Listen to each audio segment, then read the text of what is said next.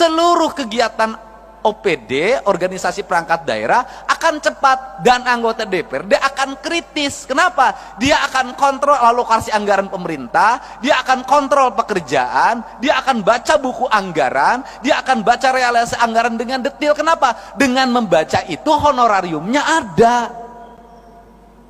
Tapi kalau didapatnya pergi keluar, maka dia akan banyak keluar. Selama jadi anggota DPRD 5 tahun, masuk kantornya terhitung 20 hari. Bahkan ada saya ketika menjadi anggota Komisi 4, nggak pernah sekalipun orang itu masuk, tapi honor terima.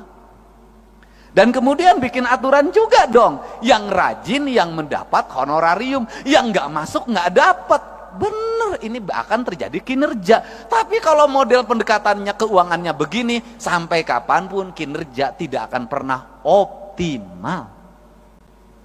Dan kita harus bicara ada apa adanya dan terbuka. Kenapa?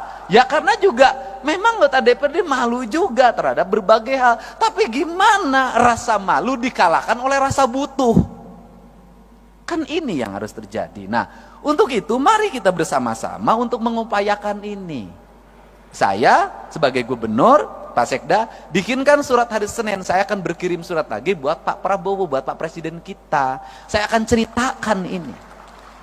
Untuk apa? Mendorong kinerja DPRD. Kinerja aparat kami akan terevaluasi dengan baik karena anggota DPRD-nya ada di kantor dalam setiap hari. Saya ngalamin dulu sebagai anggota badan anggaran, sering bertengkar sama badan musyawarah. Bertengkarnya apa? Banyak-banyakin rapat. Kalau badan anggaran sebulan 12, badan musyawarah suka bikin 23. Saya bilang, kenapa kamu 23? Kalau badan anggaran kan 11 juga ada duitnya. Ngomongnya anggaran, badan musyawarah jadwal doang, kan begitu. Padahal belum tentu juga zaman sekarang. Kan kita kan kalau DPRD diomongin pasti duit Pak, pasti pendapatan. Kenapa? Kadurungku kabutuh. Beda dengan Pak Sekda. Kenapa? Aman. Birokrat itu kan dapat duit masuk rekening semua. ATM-nya dipegang istrinya. Iya kan? Nah, kalau anggota DPRD tiap bulan tinggal setruknya. Kan saya tahu.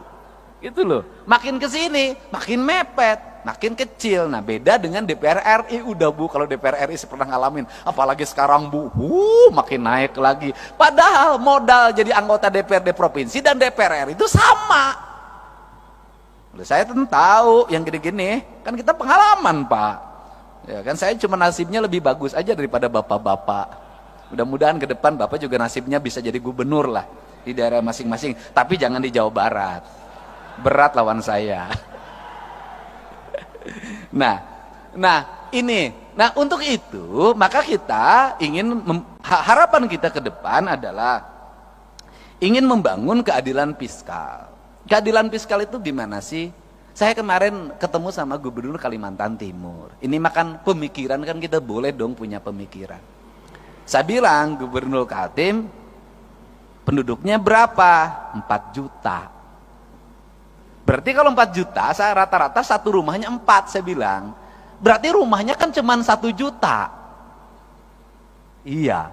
Loh, kalau penduduk Kaltim 1 juta, rumahnya cuma 1 juta, kan sebenarnya bagi Kaltim ngasih 5 juta per rumah bisa. Karena 1 juta kali 5 juta, 5 triliun Pak. Artinya masyarakat Kaltim untuk sejahtera itu sangat bisa. Beda dengan Jabar. Untuk Papua lebih bisa lagi. Untuk daerah yang memiliki pendapatan daerahnya tinggi dan hasil alamnya besar, sebenarnya sangat ini mungkin terjadi. Nah, apa sih yang terjadi hari ini adalah pola pengelolaan keuangan yang tersentral. Nah, problemnya di mana? Ini saya ngomong Jakarta. Jakarta ini Pak, penduduknya di bawah 10 juta. APBD-nya 90 triliun. Kalau di Jakarta itu dari 10 juta ada 2 juta kepala keluarga, itu orang Jakarta bisa digaji per kepala keluarga 10 juta. Kenapa? Karena 10 juta dikali 2 juta hanya 20 triliun. Kalau saya gubernurnya bagi. Beda kalau Jabar 50 juta. Nah, untuk itu apa sih yang mesti kita lakukan hari ini? Mari kita bersama-sama melakukan telaah terhadap ini semua untuk kepentingan bangsa. Agar apa? Agar ke depan bangsa kita terus mengalami peningkatan sumber daya manusia. Artinya bahwa sumber daya pendidikannya meningkat, sumber daya ekonominya meningkat, kesejahteraan meningkat. Maka saya selalu berfokus pada keadilan fiskal. Keadilan fiskal saya selalu berfokus pada ketika jadi pemimpin, itu saya selalu punya angan-angan dan punya harapan. Bagaimana punya angan harapan itu adalah pembangunan harus diselesaikan dalam waktu cepat. Setelah itu berarah pada investasi.